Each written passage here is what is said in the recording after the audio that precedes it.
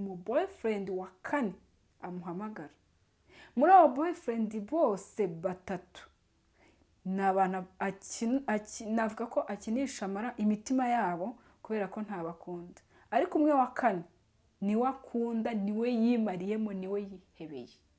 Akagera ku masaha burije, saa 4 zirageze, saa 5 zirageze, le type ntarampamagara, maze kwakira indabo 3 bose n'abapreyinzi babibonye, n'icyo wa mbere niwe nakate wanyambitse impeta dukorana, ariko uyu we niwe nkunda.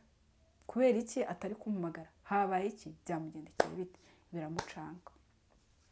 Asangira no wa gatatu atarwiyambitse, yabuze amahoro, yabuze uko abigenza. Arangije ahita abwira uwo mutipe nyine wa gatatu, aramubwira ati burya bwose rero nje kukureba, ntabwo meze neza, ndi kumva mu mutwe meze nabi, ibintu byose byahindutse, nta kintu na kimwe kiri kunshimisha, gusa nyine ndishimye kuba turi kumwe, uru rurabo umpaye ruranshimishije, biranyuze cyane, gusa nkeneye kujya kuryama cause ndananiwe, ndi kumva ntameze neza kuri uyu munsi. Umutipe aravuga ati okay, nta kibazo, nakubonye kuri uyu munsi mwiza wacu w'abakundana, ubwo umeze nabi shari mwiza, genda uryame, nta kibazo, ndaza kubaza uko bimeze, n'ejo tuzabonana, it's okay, take your time. Umukobwa kumva umutima waramuriye, abura icyo akora, byamucanze, ahamagara wa mutipe akunda. Amuhamagara inshuro ya mbere, akiva aho ngaho kubona n'uwa gatatu, wapi. Inshuro ya kabiri, wapi. Iya gatatu, wapi. Bose boyfriend wanjye yabaye iki? Kuva mu gitondo kuri uyu munsi mwiza w'abakundanye, nta message arampa, ntarampamagara, nta kintu na kimwe arakora. Ese nkora iki? Nabata ariko aramponda sinoga, ndagiwe. Wa mukobwa bitewe n'uburyo, burya umuntu ukunda uranamwubaha. Ibyo bintu byose byo kuvuga ngo uratwara ibyo bihuru, izo flowers zose ku muntu ukunda, nshuti yanjye ntago wabikora. Iyo mikino uyizana kuri babandi uba uri guplaying, bari uri gukina, uri gukinisha, niwe ubikora kuko uravuga ati uyu nanyanga biramurira n'ubundi, I don't care, ntago mukunda.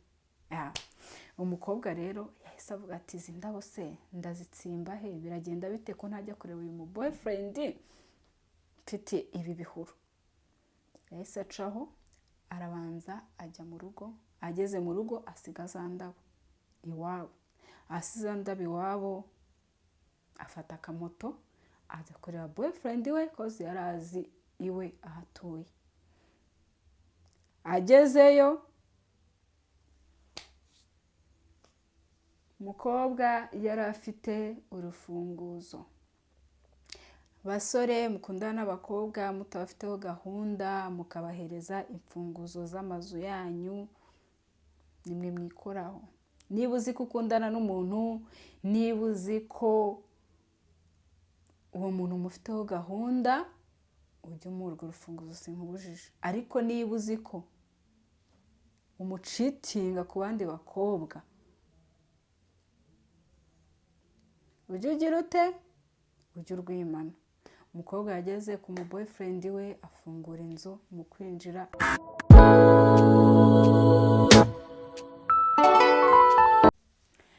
Hello friends and family, I hope ko meze neza, natwe tumeze neza nk'ibisanzwe. N'uwa mukobwa wanyu keza kuri Father Family.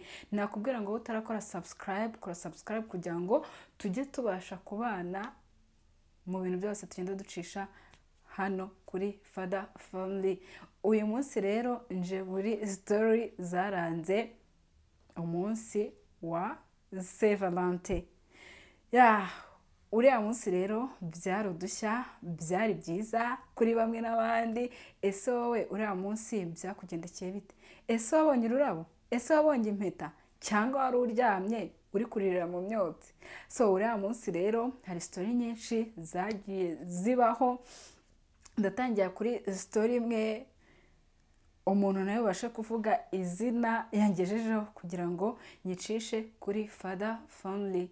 So umukobwa rero ni umukobwa, ntago ari umuhungu, ariko n'abahungu mufite udustory twinshi cyane ndagenda ncisha ahangaha cause ndabanyuriramo muri make story bampaye, ko story bampaye ni nyinshi cyane.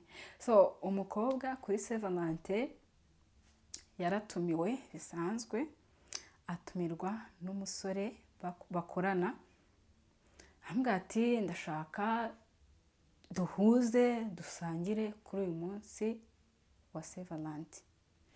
Umukobwa ntiyatinzemo, yaragiye, niwe muntu wa mbere babonanye, ariko akaba ari umukobwa ufite abashiri bagera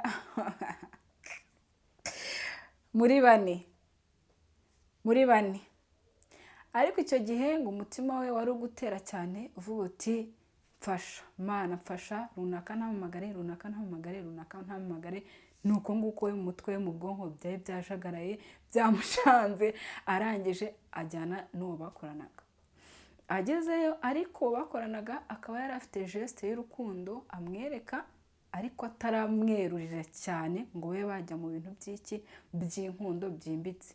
Kwa kundi hari ukuntu umutipa gutereta ukemera ariko utemeye cyane, ariko mu mutima igihande kimwe nyine ukamwereka ko muri kumwe. Ibyo muzi ko ari ibintu bibaho cyane, ukamwereka ko muri kumwe nta kibazo. Le type we rero yisetinzemo ko uwo mukobwa ari we mukobwa w'inzozi ze, ari we bazabana. Ntibyatinze yageze aho basohokeye kuri restaurant, ahageze asanga umutipe yakaniye, yashyushye, ururabo hafi aho, yatumiye n'abandi bashuti bakorana aho ngaho. Mbese cyari ikirori, yari show ya Saint Valentin nk'uko musanzwe mubizi. Barabakira, baranywa, bararya. Agiye kubona abona le type amuhaye flower, amuhaye akarabo. Mu kumuha ururabo ntabwo byatinze, urwo rurabo rwaherekezanyijwe n'iki? N'impeta. Mu kubona ruherekezanyijwe n'impeta, umukobwa byaramucanze, yahise acanganyikirwa. Amaze gucanganyikirwa abwira umutipe ati no, toya urantunguye, wari kubanza ukabimbwiraho ukanteguza, ibi ntabwo byashoboka. Mujama abura uko abigenza, abakorana nawe babwira umukobwa ngo se wayambaye basi ukaza kuyikuramo nyuma. Umukobwa toya ati ntabwo nshobora kwambara impeta muri gufata amafoto n'ibiki, oya ntabwo ibyo bintu yigeze abinganizaho, ntabwo yabimbwiyeho, so rero iyi surprise ntayo nshaka. Umukobwa yahise ahaguruka aho ngaho, ariko mu guhaguruka abakobwa dukunda indabo, ntabwo yasize rwa rurabo, yahise baturana rwa rurabo. Mu guhagurukana rwa rurabo abafashe moto, mu gufata moto yari afite undi uri kumuhamagara kuri phone, ambwira ati sheri ngwino duhure aha n'aha, ibintu nk'ibyo. Umukobwa baciyeho agiye ku yindi restaurant, avuye kuri iyo ya mbere agiye ku ya kabiri. Ageze kuri iyo ya kabiri ahahingukana ururabo. Amutipa arambwira ati se ko mbona uje utarwiyambitse uzanye n'ururabo bimeze biti? Umukobwa arambwira ati I'm sorry, ururabo nzanye ni umuntu urumpaye, just ni inshuti yanjye, ni umu best friend wanjye, gusa ni umukobwa ntabwo ari umuhungu, so niwe rero urumpaye, sinari kurwanga, ni umukozi dukorana, ibintu nk'ibyo. Le type nawe bafashe ikindi gihuru, afashe urundi rurabo, reka mbyite igihuru kuko ni ibihuru aba ararumuhaye. Mukuru umuhabwa barenjoyinze, barasangiye, nta kibazo. Wa mukobwa noneho batangira, undi mutipe akomeza amuhamagara, hey aramuhamagara. Wa mukobwa abura amahoro, ababwiye wa mutipe wundi, ubwo nyine nawe ni umusheri, ni babandi nyine bakina abakobwa. Bamaze gusangira n'iki, rwa rurabo na rwa rufite ubwo zibaye ebyiri. Abatangiye kubwira wa mujama ati rero urabona ndananiwe, ndashaka gutaha, ndumva ntameze neza. Wa mutipe ati hey turashaka gutaha, ati yego. Okay, niba wumva ushaka gutaha it's okay, taha. Wa mukobwa ntiyatindijemo, yahise afata moto ya kangahe? Ya gatatu. Ajya kureba umutipe wa kangahe? Wa gatatu. Za ndabo ebyiri ari kuzigendana,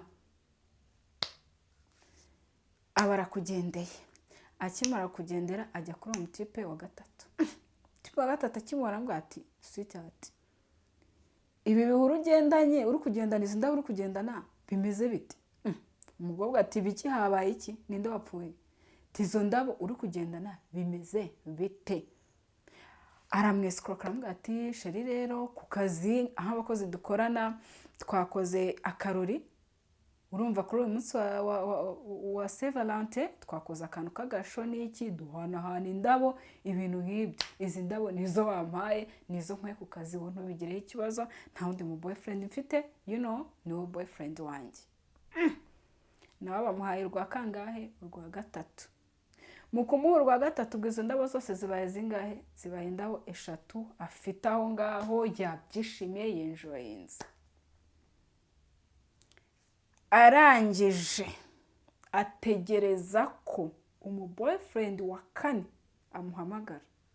Muri abo boyfriend bose 3 ni abantu navuga ko akinisha imitima yabo kubera ko ntabakunda, ariko umwe wa 4 niwe akunda, niwe yimariyemo, niwe yihebeye.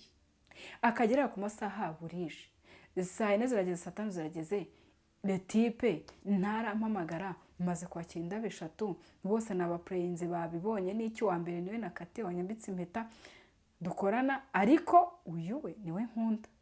Kubera iki atari kumpamagara? Habaye iki? Byamugendekeye bite? Biramucanga. Asangira n'uwa gatatu atarwiyambitse, yabuze amahoro, yabuze uko abigenza. Arangije ahita abwira uwo mutipe nyine wa gatatu, aramubwira ati burya bwose rero nje kukureba, ntabwo meze neza, ndi kumva mu mutwe meze nabi, ibintu byose byahindutse, nta kintu na kimwe kiri kunshimisha, gusa nyine ndishimye kuba turi kumwe, uru rurabo umpaye ruranshimishije, biranyuze cyane, gusa nkeneye kujya kuryama cause ndananiwe, ndi kumva ntameze neza kuri uyu munsi. Umutipe aravuga ati okay, nta kibazo, nakubonye kuri uyu munsi mwiza wacu w'abakundana, ubwo umeze nabi shari mwiza, genda uryame, nta kibazo, ndaza gukora uko bimeze, n'ejo tuzabonana, it's okay, take your time. Umukobwa kumva umutima waramuriye, abura icyo akora, byamucanze, ahamagara wa mutipe akunda. Amuhamagara inshuro ya mbere, akiva aho ngaho kubona n'uwa gatatu, wapi. Inshuro ya kabiri, wapi. Iya gatatu, wapi. Bose boyfriend wanjye yabaye iki? Kuva mu gitondo kuri uyu munsi mwiza w'abakundanye, nta message arampa, ntarampamagara, nta kintu na kimwe arakora. Ese nkora iki? Nabata ariko aramponda sinoga, ndagiwe. Wa mukobwa bitewe n'uburyo, burya umuntu ukunda uranamwubaha.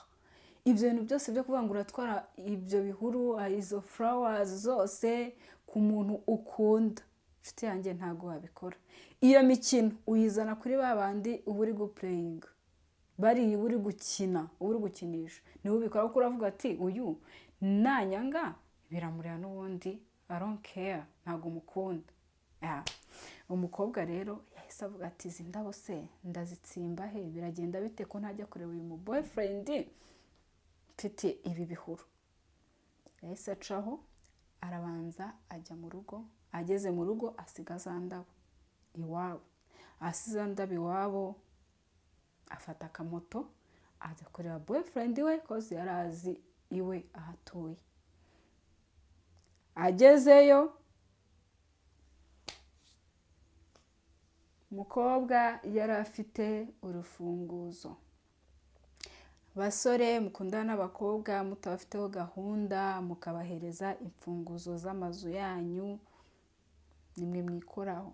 Niba uzi ko ukundana n'umuntu, niba uzi ko uwo muntu mufiteho gahunda, ujye umuha urwo rufunguzo sinkubujije. Ariko niba uzi ko umucitinga ku bandi bakobwa, ujye ugira ute? Ujye urwimana. Umukobwa yageze ku mu boyfriend we, afungura inzu, mu kwinjira asanga wa mutipe ari kumwe n'icyana hehe muri ghetto yiwe. Umukobwa agwa mu kantu, abura uko abigenza, biramucanga. Wa mutipe nawe arikanga, ariko yihagararaho, amwereka ko nta kibazo. urumva uwo ngo bari kumwe, uwo yari yatumiye kuri Saint Valentin ni wewe, niwe akunda, niwe muri mu mutima, yakinishaga umutima w'uwo nguwo, nawe wagiye gukina n'abo ngabo batatu. Umutipe nta kindi yakoze, yahise abwira umutipe aramubwira ati kuki uje hano? Umubebe aramubwira ati urukumbaza kuki nje hano, sinsanzwe mpaza, ubu ni ubwa mbere nje mu nzu yawe ku buryo wambaza ngo kuki uje hano ampuresi kuri uyu munsi w'abakundanye. Tipe aramubwira ati rero mva nkubwire, ntawe upfa kuvogera urugo rwanjye, wari kubanza kumbaza. Umukobwa aramubwira ati ngewe naguhamagaye inshuro nyinshi wanga kumfata, sinari kubura kuza kureba rero umukunzi wanjye ibyo arimo, none nsanze ibyo urimo ari ibyo. Aravuga ati nawe tekereza ku munsi w'abakundanye, kuba ntaguhamagaye, tekereza ku munsi w'abakundana, kuba nakwihoreye nyine nkakureka, ubwo se urumva turi kumwe ra? Wa mukobwa bagize ati aba arahindukiye neza, arasohotse arataha, biragenda biramucanga, ubu yarwaye umutwe, ameze nabi, araremerewe, akeneye iki? Akeneye inama zanyu. Muri abo basore batatu nabo gukina nabo nta n'umwe akunda muri abo, uwo akunda ni uwo nguwo. Kumureka ngo amuveho byamucanze, ari kwibaza ati ese nkoresha ishoboka byose umukobwa nasanze kwa boyfriend wanjye mukuremo, ese ndakora iki kugira ngo mukuremo aho ari njye ukomezanya nawe ko ari we nkunda? Ese mureke burundu mwirengagize, ndebe muri abo batatu nshakemo umwe mfe kwitsindagiramo urukundo mukunde? Ese nkora iki? Guys, byamucanze, akeneye inama zanyu. Ngayo nguko, ngako agashya kabaye kuri Saint Valentin kuri uwo mukobwa wacu. So inama zanyu zirakenewe, mumugire inama turebe ko byagenda neza. So mwakoze cyane, ndabakunda.